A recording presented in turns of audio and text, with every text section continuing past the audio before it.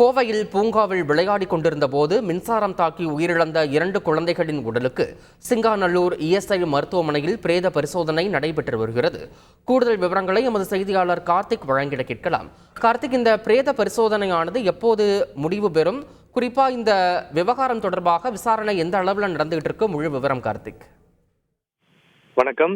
நேற்று மாலை 6:30 மணி அளவில் சரவணம்பட்டியினுடைய ஒரு தனியார் அடுக்குமாடி குடியிருப்புல இருக்கக்கூடிய பூங்காவில் குழந்தைகள் விளையாண்டுட்டு இருக்காங்க. அப்போது 6 வயது சிறுவனும் 8 வயது சிறுமியும் அங்க கூடிய அந்த பூங்கால மின்சாரம் தாக்கி சம்பவ இடத்திலே உயிரிழந்திருக்காங்க.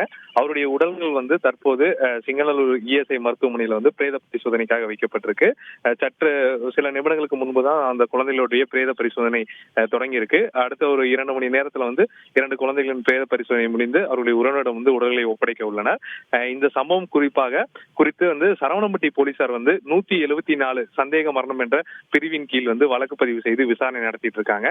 அதே சமயம் இந்த விபத்து எப்படி ஏற்பட்டது என்று போலீசார் விசாரிக்க தொடங்கி இருக்காங்க. அந்த குடியிருப்பு பூங்கா கடந்த ஒரு சில மாதங்களுக்கு முன்புதான் புதிதாக அமைத்ததாகவும் அந்த பூங்காவில் கீழ் அங்க இருக்கக்கூடிய அந்த மின் விளக்குகளுடைய ஒயர்கள் அந்த அடியில் செல்வதனால அது மூலமா இந்த மின்கசிவு ஏற்பட்டு இந்த விபத்து ஏற்பட்டிருக்கணும் என்ற முதல்கட்ட விசாரணையில் தகவல் வெளியாயிருக்கு. இதற்கு காரணம் என்ன, முறையாக அது பராமரிக்கப்படவில்லையா, எதனால இந்த விபத்து ஏற்பட்டது என்பது போலீசாரைய அடுத்த கட்ட விசாரணைக்கு பின்பு நமக்கு முழு தகவல் கிடைக்க வரும். தற்போது அங்க இருக்கக்கூடிய குடியிருப்பு வாசிகள் என்ன சொல்லியிருக்காங்கன்னா, இந்த விபத்து எப்படி ஏற்பட்டது, அந்த பூங்காவை ஆய்வு செய்ய வேண்டும், இது போன்ற விபத்து மீண்டும் நடக்காமல் இருக்க அதிகாரிகள் நடவடிக்கை எடுக்க வேண்டும் எனவும் அந்த கோரிக்கை வச்சிருக்காங்க.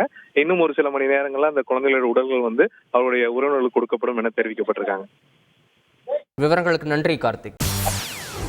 செய்திகளை உடனுக்குடன் தெரிந்து கொள்ள உடனே சப்ஸ்கிரைப் பண்ணுங்க.